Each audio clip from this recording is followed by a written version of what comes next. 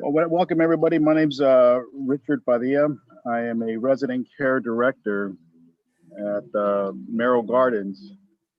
Um, so we have a wonderful facility here, and actually Merrill Gardens is actually located throughout the world.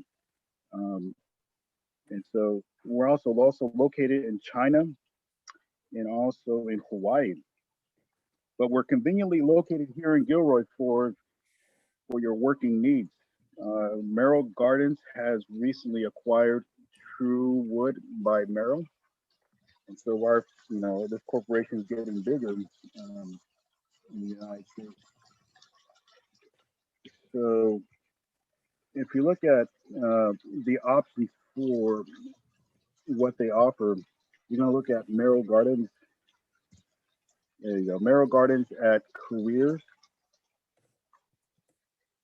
And you're going to see all the benefits that they offer, and they offer great benefits for working with Merrill Gardens. You'll also see that we offer day, evening, and night shifts for caregivers and also medication technicians too. You don't need to have a CNA certificate. We welcome nursing students, and we do the training here on spot. And so the medication technicians, what that consists of is caregivers that assist residents with passing medications. So you don't necessarily put it inside their mouths or anything like that, but what you do is you assist them by ensuring that they take the medications, things of that nature. So we do follow doctor's orders, and it is a minimal assist here. So, for example, we try to encourage our residents to do for themselves. So we look at trying to enabling them instead of disabling them. And that's the kind of approach that we try to do, where a lot of times, instead of going over there to push them on a wheelchair, what we'll try to do is encourage them to do for themselves. So you'll see like activities of daily livings too, maybe combing their hair, brushing their teeth. We'll also try to encourage them to do that for themselves. We can range anywhere from 160 to about 200 residents here.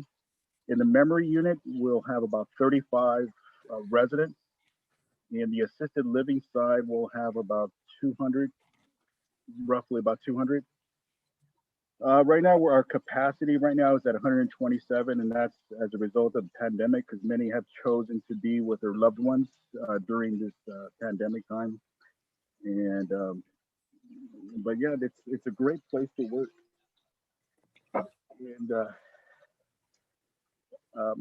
I am sorry for my presentation being so short, but does anybody have any questions at this time? Hi, Richard. There are no questions posted yet, but I'm actually wondering what a typical day would look like.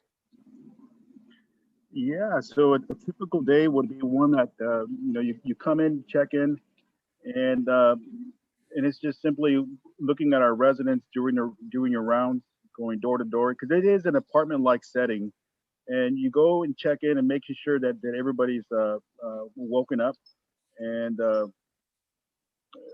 it might require some it might require just reminding them to get dressed, change, and getting ready for the day. You might even do some escorting too to the dining room too as well. And it's likewise in the evening shift too, getting them ready to prepare them for bedtime too as well. For night shift, it's just making sure that they haven't fallen and they don't need any extra assistance, and ensuring that the safety of the perimeter of the building is good. Great, thank you. Yeah. So we are looking for some caregiving staff members for day, evenings, and nights. We're looking for some critical thinking skills there. Um, we're looking for integrity, initiative, and also people that can take initiative, also who can understand their duty, respect everyone, good team players, good team management, and communication skills. That's great. Richard, let me ask you this. This is a quick question that usually come up is what would you recommend for a new applicant when they're applying? I'm sorry, you broke up. What was that? What would you recommend if I'm a new applicant getting ready to apply? What would you recommend for them to do? Yeah, so you can come to the facility here at Merrill Gardens at 7600 Isabella Way. You can come here, ask for the application. You can fill it out and then come in and request for if I'm available, you can do an on the spot interview, and we'll have you fill out the application. And then after that, we can definitely talk and see what your goals are. And Okay. we definitely want to encourage nursing students to come by and check us out, because there is some aspects of nursing type of duties uh, that you don't necessarily need to have a CNA or license, but it's more assisted. So in a sense, the way it's licensed here, you can still perform some of those duties. Okay. Thank you. Thank you. Sure. Mhm. Richard, you have a unique background. Would you mind sharing us your what you do at Merrill Gardens and the training that you received to do what you do? Sure, Jacqueline. Sure. So, I started basic training in 1993.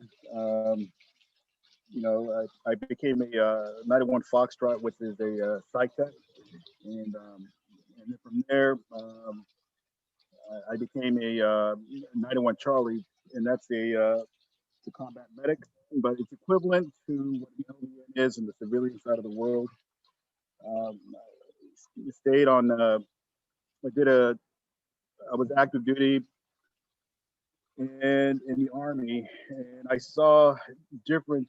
I've been kind of stateside and been to multiple states, not all of them, but just multiple states throughout the United States, and I was fortunate enough to be stationed at Walter Reed Army Medical Center in Washington D.C. And in that area, was there when the Pentagon was hit with the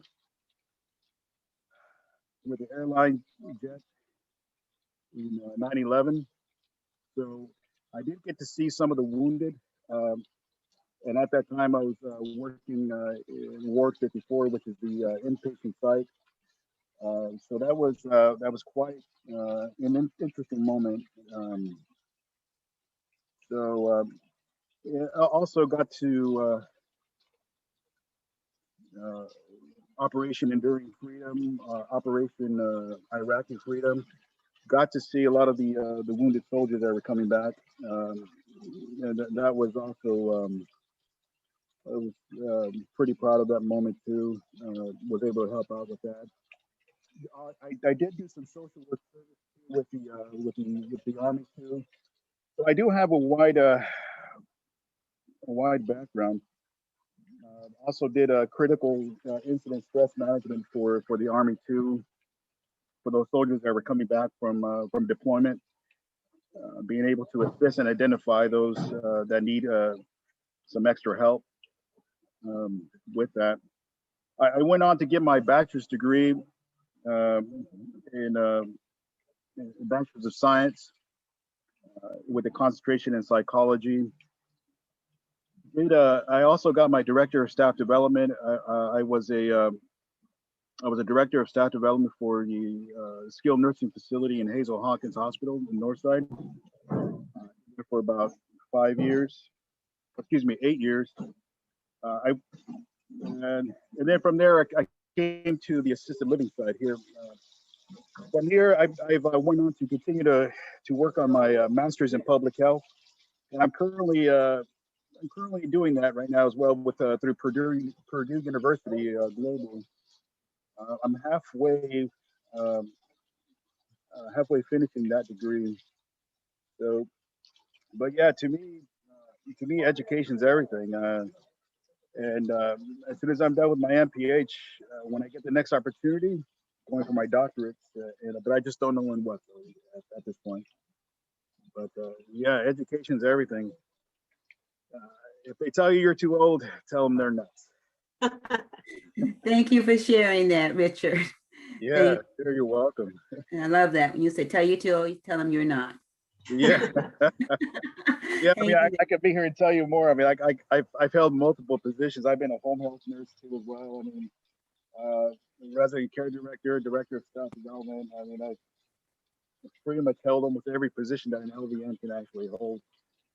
So, been a floor nurse too. You know, I've been trained as a combat medic, and so I mean, yeah, yeah. So yeah, and if I'm looking forward to having if people come over to apply, and you're going to get the great leadership, and not only the great leadership, but also I also lead by educating too. So I love education. So you're going to get someone as a supervisor that's going to educate you too as well. So. Okay. Thank you so much, Richard, for sharing that. And education is the key.